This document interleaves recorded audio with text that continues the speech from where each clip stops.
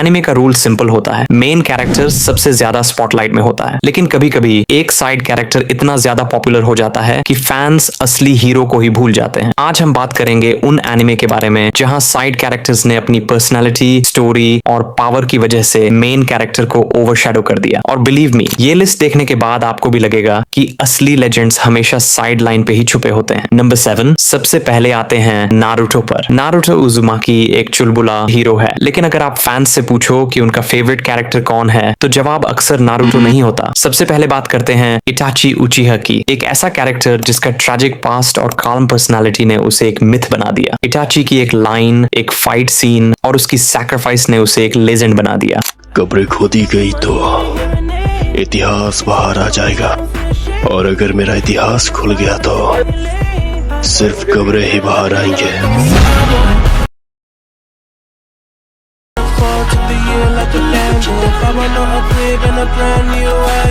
Fans के लिए Itachi एक ट्रू डेफिनेशन है ऑफ एक कॉम्प्लेक्स एंटी हीरो। दूसरा नाम है ककाशी हताके, एक टीचर जिसकी कूल पर्सनालिटी और मिस्टीरियस पास्ट ने उसे फैन फेवरेट बना दिया। जब भी ककाशी स्क्रीन पर आता फैंस इंस्टेंटली एक्साइटेड हो जाते। और सच बोलो, बहुत लोग नारुतो एनिमे सिर्फ इटाची और ककाशी के लिए देखते थे, न कि नारुतो के लिए। नंबर 6, अब बात करते हैं डेथ नोट की। लाइट यागमी एक जीनियस है जो दुनिया बदलने का सपना देखता है, लेकिन शो का असली स्टार बन गया एल की पर्सनालिटी यूनिक थी, अजीब तरह बैठना, मिठाई खाना और हर चीज को लॉजिकल एंगल से देखना। उसका मिस्टीरियस अपीयरेंस और शार्प माइंड ने उसे लाइट से ज्यादा एंगेजिंग बना दिया। लाइट और एल के बीच का cat and mouse game anime history का सबसे आइकॉनिक बैटल ऑफ विट्स है, लेकिन जब एल शो से चला गया फैंस के लिए डेथ नोट का चार्म भी हाफ खत्म हो गया। ये प्रूफ है कि एक साइड कैरेक्टर कभी कभी स्टोरी का एक्चुअल बैकबोन होता है। नंबर 5, अटैक ऑन टाइटन का हीरो एरन यीगर है। उसकी जर्नी इनोसेंट चाइल्डहुड से लेकर डिस्ट्रक्टिव एंटी हीरो तक पहुंचती है, लेकिन सबसे ज्यादा हाइप ले गया एक और कैरेक्टर, लीवाई एक्करमैन। लीवी की पर्सनालिटी सिंपल थी, छोटी हाइट, काम एक्सप्रेशन और क्लीनिंग ऑब्सेशन, लेकिन जब टाइटन से लड़ाई की बात आई लीवी ने प्रूव किया कि वो एक वन मैन आर्मी है।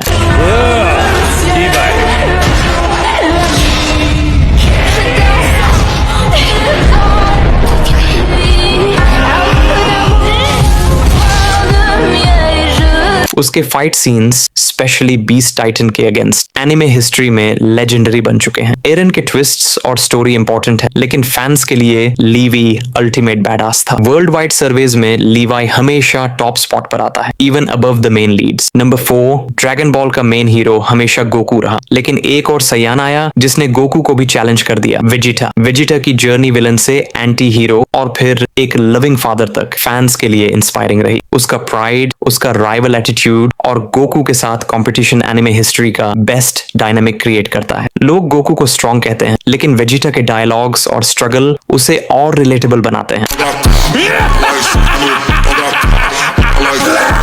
There's no one left in this world who can resist me.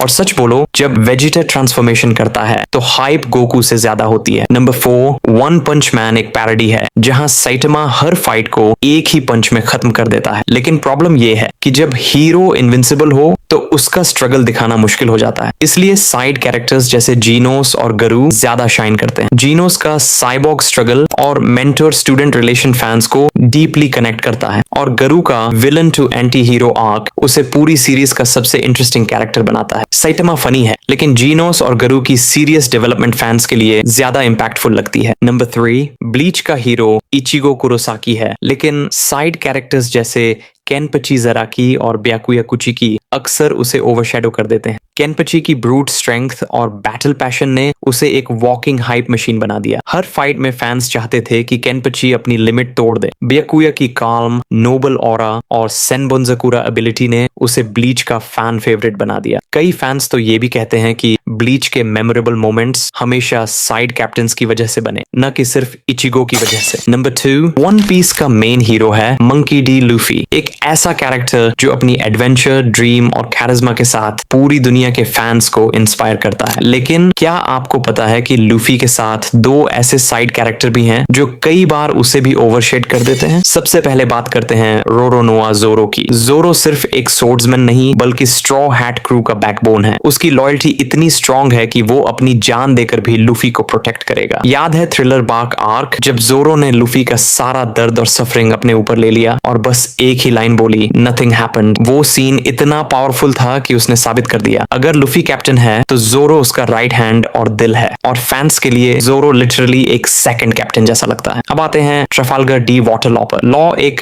Rival captain है और उसकी रूम एबिलिटी उसे एक अनस्टॉपेबल फोर्स बना देती है। लॉ की पर्सनालिटी कूल और मिस्टीरियस है और उसका अलायंस लूफी के साथ ड्रेस रोजा और वानो आर्क्स में कहानी को नेक्स्ट लेवल पर ले गया। इन आर्क्स में कई बार लगा जैसे लॉ और लूफी दोनों इक्वल लीड्स हैं और कई मोमेंट्स पर तो लॉ की पॉपुलैरिटी लूफी के बराबर या उससे भी ज्यादा हो गई। नंबर 1, जुजुत्सु काइसेन एक ऐसा एनिमे है जहां फैंस के लिए सबसे बड़ी ट्विस्ट ये है कि इसके side characters main character Yuji Itadori से ज्यादा फेमस हो गए। यूजी इताडोरी हीरोइक है, इमोशनल है और स्टोरी का सेंटर पॉइंट है। लेकिन जब बात पॉपुलैरिटी की आती है तो स्पॉटलाइट चली जाती है सटोरू गोजो और रायोमेन सुकुना पर। Gostosa, só que é sosa, sosa, senta bola.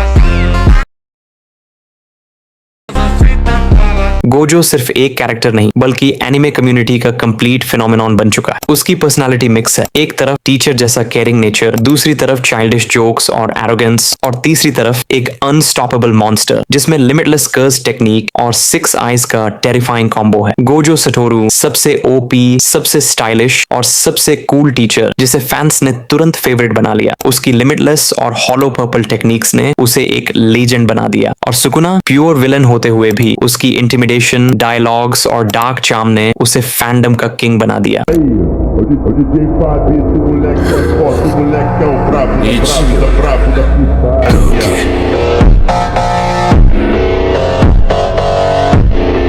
तो ये थे वो एनिमे जहां साइड कैरेक्टर्स ने मेन कैरेक्टर्स से ज्यादा फैन फॉलोइंग और इम्पैक्ट क्रिएट किया। तो दोस्तों ये था आज का वीडियो। अगर वीडियो पसंद आया हो तो लाइक कर देना और चैनल को भी सब्सक्राइब जरूर से कर देना। बाय।